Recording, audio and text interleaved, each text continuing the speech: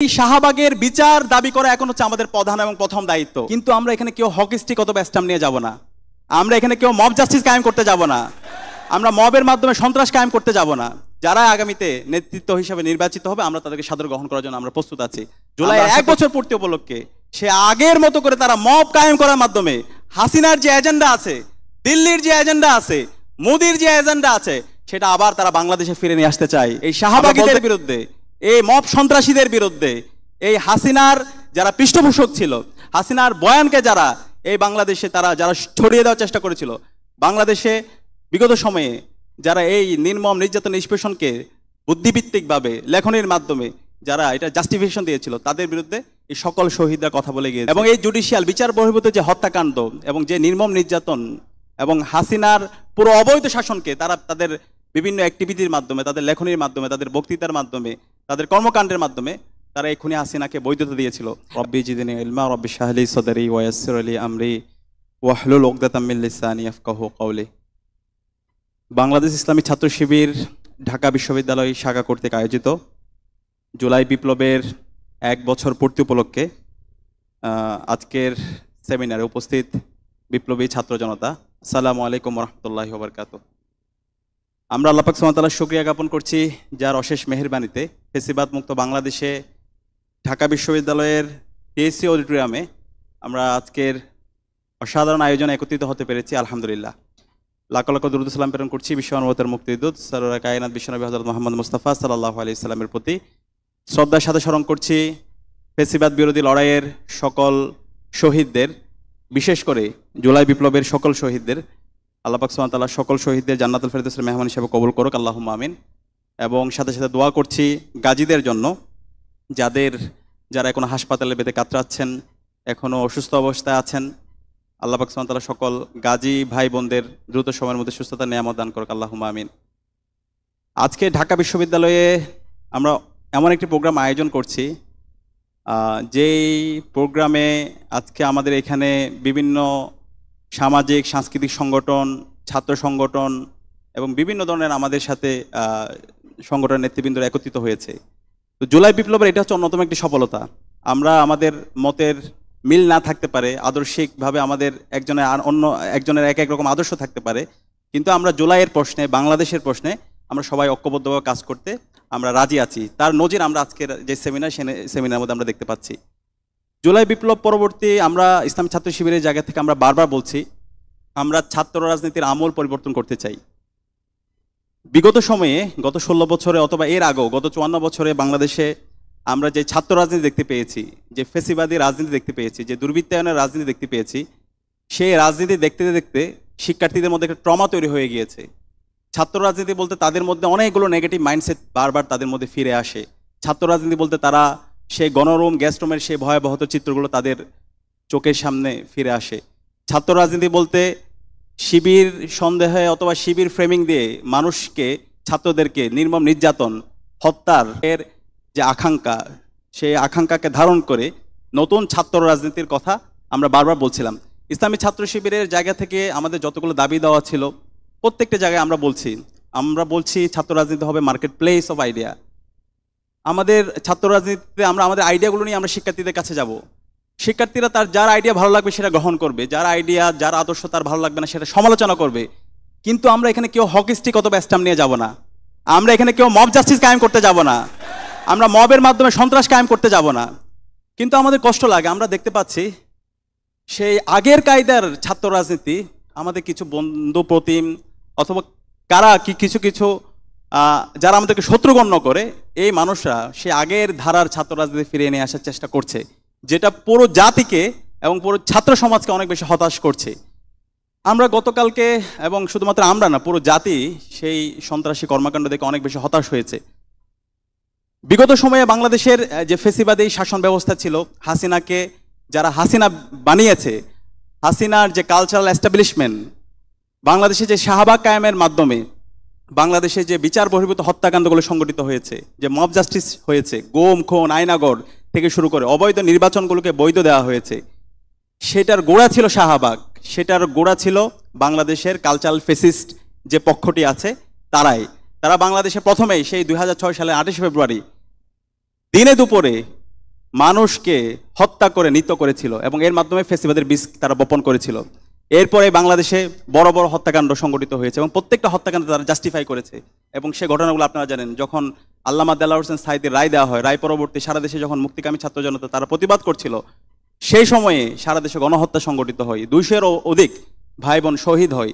সেই হত্যাকাণ্ডকে এই কালচারাল ফেসিস্টরা তারা বৈধতা দিয়েছিল এবং পরবর্তীতে যখন শাপলা আমাদের কওমি মাদ্রাসার শিক্ষার্থীরা এবং বাংলাদেশের মুক্তিকামী জনতা যখন একত্রিত হয়েছিল, সেই শাপলায় এই কালচারাল ফেসিস্টরা তারা আমাদের নিরহ আমাদের ভাই বোনদের উপর যেই গণহত্যা চালানো হয়, সেই গণহত্যাকে তারা বিভিন্নভাবে তারা বৈধতা দেওয়ার চেষ্টা করেছিল এবং এই জুডিশিয়াল বিচার বহির্ভূত যে হত্যাকাণ্ড এবং যে নির্মম নির্যাতন এবং হাসিনার পুরো অবৈধ শাসনকে তারা তাদের বিভিন্ন অ্যাক্টিভিটির মাধ্যমে, তাদের লেখনীর মাধ্যমে, তাদের বক্তৃতার মাধ্যমে, তাদের কর্মকাণ্ডের মাধ্যমে তারা এই খুনি হাসিনাকে বৈধতা দিয়েছিল এবং তারা প্রতিনিয়ত তাদের সামগ্রিক অ্যাক্টিভিটিগুলো ছিল এই বাংলাদেশে ভারতের যে আধিপত্যবাদ, সেই আধিপত্যবাদকে বাংলাদেশের মানুষের উপর চাপিয়ে দেওয়া, বাংলাদেশের মানুষের মাটি ও মানুষের যে সংস্কৃতি, সেই সংস্কৃতিকে বিনাশ করে এখানে ব্রাহ্মণ্যবাদী যে সংস্কৃতি আছে, এখানে যে ফ্যাসিবাদী যে সংস্কৃতি আছে সেটাকে ইস্টাবলিশ করা এবং ইসলামকে কর্নার করা, ইসলামকে আদার করা এবং বিভিন্নভাবে ফ্রেমিং দিয়ে ডিহিউম্যানাইজ করে এখানকার মানুষদেরকে, মুসলমানদেরকে আত্মপরিচয়ের সংকটে তাদেরকে ভোগানো, তাদেরকে হত্যা করার বৈধতা দেওয়া। এই জুলাই বিপ্লবের মাধ্যমে আমাদের শহীদদের আত্মত্যাগের মাধ্যমে তাদের এই ফ্রেমিংয়ের রাজনীতি, তাদের এই ট্যাগিংয়ের রাজনীতি, সেটার কবর রচনা হয়। জুলাই বিপ্লবে আমরা যদি দেখি আমাদের শহীদদের ইমাম আমরা যাদেরকে বলি, আমাদের প্রথম শহীদ আবু সাঈদ যেভাবে তার 2 হাতকে প্রসারিত করে শহীদ হয়েছিল এবং সারা দেশবাসীকে নতুনভাবে উজ্জীবিত করেছিল, সে আবু সাঈদও কিন্তু এই কালচারাল ফেসিবাদের বিরুদ্ধে উনি প্রতিনিয়ত কথা বলে গেছে। দ্বিতীয় যে শহীদ ওয়াসিম, সে শহীদ ওয়াসিম, শহীদ শান্ত, এই সবাই এই কালচারাল ফেসিবাদের বিরুদ্ধে, এই শাহবাগীদের বিরুদ্ধে, এই মব সন্ত্রাসীদের বিরুদ্ধে, এই হাসিনার যারা পৃষ্ঠপোষক ছিল, হাসিনার বয়ানকে যারা এই বাংলাদেশে তারা যারা ছড়িয়ে দেওয়ার চেষ্টা করেছিল, বাংলাদেশে বিগত সময়ে যারা এই নির্মম নির্যাতন নিষ্পেষণকে বুদ্ধিভিত্তিকভাবে লেখনের মাধ্যমে যারা এটা জাস্টিফিকেশন দিয়েছিল, তাদের বিরুদ্ধে এই সকল শহীদরা কথা বলে গিয়েছে। তো আমরা আশা করেছিলাম এই জুলাই বিপ্লব পরবর্তী এই কালচারাল ফেসিস্টদের বিচার হবে, যারা শাহবাগ কায়েমের মাধ্যমে বাংলাদেশে দীর্ঘদিন ধরে সংকট তৈরি করেছে। না হলে কিন্তু আমরা সেই 13 সালে কিন্তু আমরা আজাদি পেয়ে যাইতাম। 13 সালের পরে 14 সালের বাংলাদেশে আজাদি চলে আসতো। সেখানে সেই সময় যে ম্যাস আপরাইজিং হয়েছিল, সারা দেশের মুক্তিকামী ছাত্র জনতা রাস্তায় নেমেছিল, কিন্তু এই শাহবাগীদের কারণে, এই মব সন্ত্রাসীদের কারণে আমাদের এই বিজয় পেতে অনেক দিন অপেক্ষা করতে হয়েছে। তো এই শাহবাগের বিচার দাবি করা এখন হচ্ছে আমাদের প্রধান এবং প্রথম দায়িত্ব। আমরা যদি বাংলাদেশে যারা শাহবাগী আছে, যারা দেশের বিরুদ্ধে অবস্থান নিয়েছে, বাংলাদেশে যারা সন্ত্রাস কায়েম করেছে, বাংলাদেশে আমাদের মধ্যে যে একটা ঐক্য আছে, সাম্প্রতিক সম্প্রীতি আছে, জুলাই যেভাবে আমরা আমাদের সকল পরিচয় ভুলে গিয়ে সবাই ঐক্যবদ্ধভাবে বাংলাদেশ বিনিময়ের জন্য কাজ করেছিলাম, সে ঐক্যকে যারা বিনষ্ট করার চেষ্টা করছে তাদেরকে আমাদের চেনে রাখতে হবে। তারাই আমাদের মূল শত্রু, তারাই আমাদের কমন এনিমি। আমাদের রাজনৈতিক বিভিন্ন ধরনের মতবিরোধ থাকবে, কিন্তু আমাদের এই এনিমি ঠিক করার ক্ষেত্রে আমরা যেন ভুল না করি।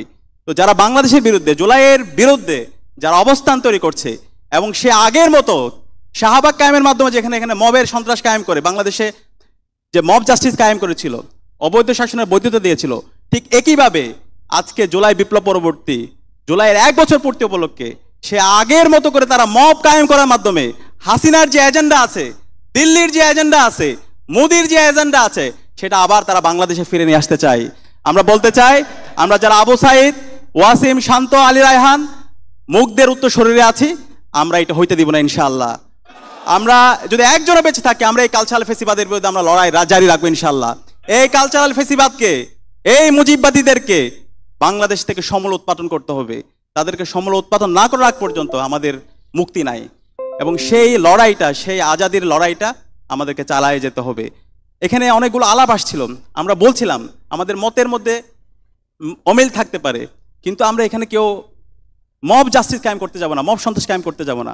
আমরা আজকে যে চিত্র প্রদর্শনীটা করছি আপনারা এখানে দেখতে পাবেন, আমরা বিগত সময়ে হাসিনা যে প্রতিষ্ঠানের মাধ্যমে হাসিনা হয়ে উঠেছে, হাসিনা যেই বড় বড় ঘটনাগুলোর মাধ্যমে হাসিনা হয়ে উঠেছে, সে তার অবৈধ শাসনকে বৈধ দিয়েছিল, সেই ঘটনাগুলো আমরা আমাদের প্রদর্শনীর মাধ্যমে নিয়ে এসেছি এবং বিচার বহির্ভূত হত্যাকাণ্ড এবং বিচারিক যে হত্যাকাণ্ড হয়েছে সেই ঘটনাগুলো আমরা এখানে নিয়ে এসেছি। তো আমরা সবসময় মজলুমের পক্ষে, যে মজলুম হবে তার পক্ষে আমরা থাকবো। এই ক্ষেত্রে আমরা কারো রক্ত চক্ষুকে আমরা তাদেরকে আমরা তোয়াক্কা করব না, সত্যকে আমরা সবসময় সত্য বলে যাব।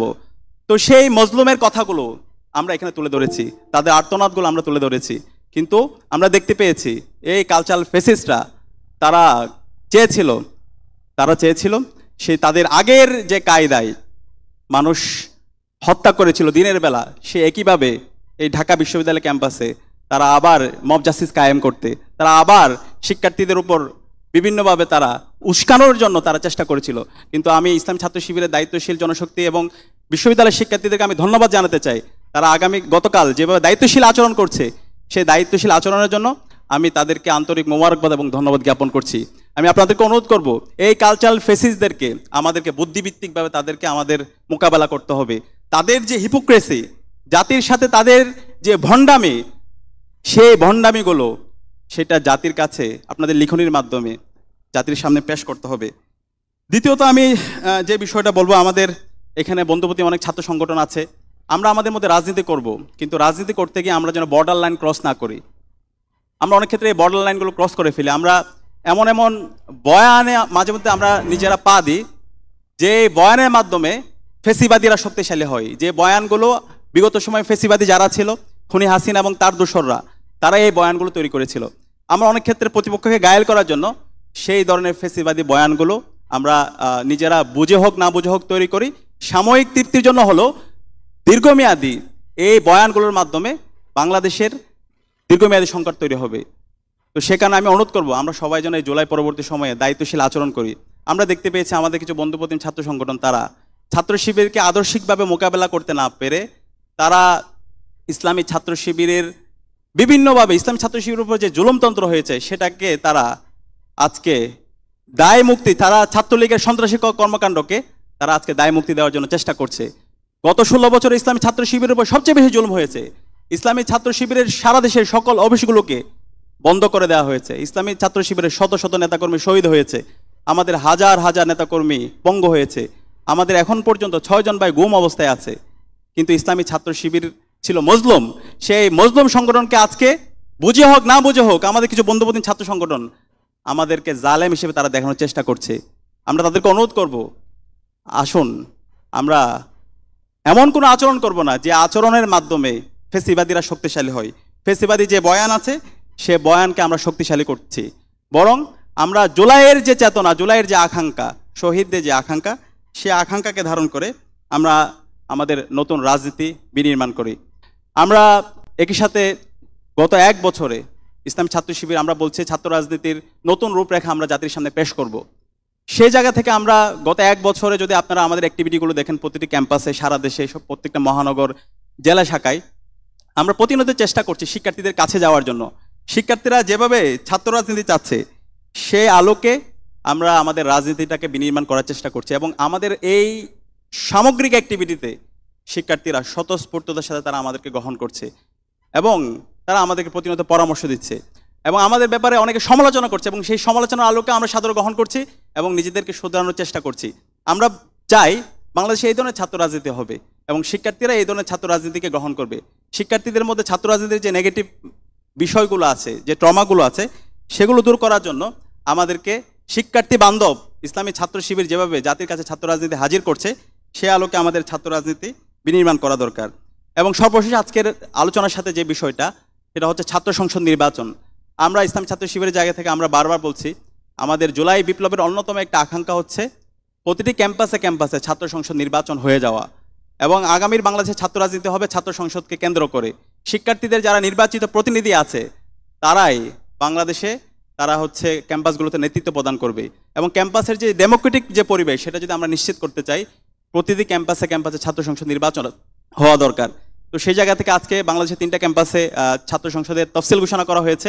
আমরা আশা করব শুধু 3টা ক্যাম্পাস নয়, বাংলাদেশের সকল বিশ্ববিদ্যালয়, সকল মেডিকেল কলেজ এবং সকল বড় বড় যে প্রতিষ্ঠানগুলো আছে সব জায়গায় ছাত্র সংসদ নির্বাচন হবে, এবং ঢাকা বিশ্ববিদ্যালয়ের ছাত্র সংসদে যে তফসিল ঘোষণা করা হয়েছে সেই তফসিল যে নির্ধারিত তারিখগুলো দেওয়া হয়েছে সে আলোকে আমাদের নির্ধারিত সময়ের মধ্যে সকল ধরনের হুমকি দুমকি সব কিছুকে উপেক্ষা করে আমাদের নির্ধারিত সময়ে শিক্ষার্থীদের নির্বাচিত প্রতিনিধি সিলেকশন করার জন্য যেই তারিখ দেওয়া হয়েছে সে অনুযায়ী নির্বাচন সংগঠিত হবে এবং এর মাধ্যমে যারা আগামীতে নেতৃত্ব হিসাবে নির্বাচিত হবে আমরা তাদেরকে সাদরে গ্রহণ করার জন্য আমরা প্রস্তুত আছি।